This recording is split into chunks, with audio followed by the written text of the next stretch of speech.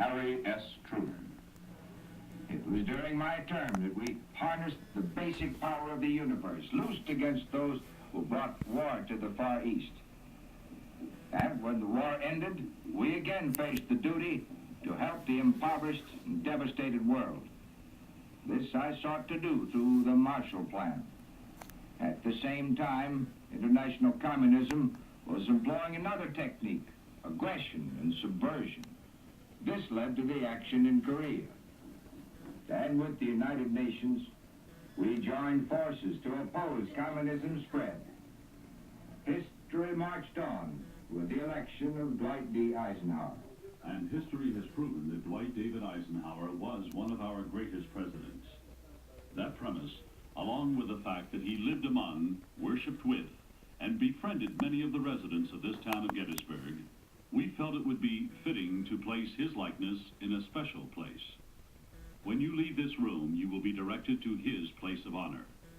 The pace of the 1960s quickened as the electorate chose youthful dynamism in John Fitzgerald Kennedy, the youngest president in American history. And so, my fellow Americans, ask not what your country can do for you, ask what you can do for your country. Communism was again threatening our way of life by escalating the Cold War.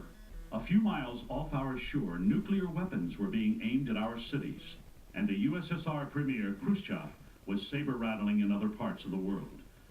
Kennedy's courageous stand caused him to back down from Cuba, thus effecting the first significant Russian retreat of the Cold War.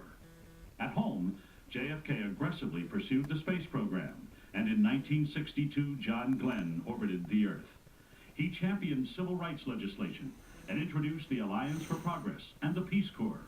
Dallas, Texas, November 22nd, 1963. A tragic moment in American history. President Kennedy was cut down by the bullets of an assassin. On Air Force One, en route from Dallas to Washington, the mantle of presidential power fell on the shoulders of Lyndon Baines Johnson. He acted quickly to stabilize the government and indicated that he would continue Kennedy's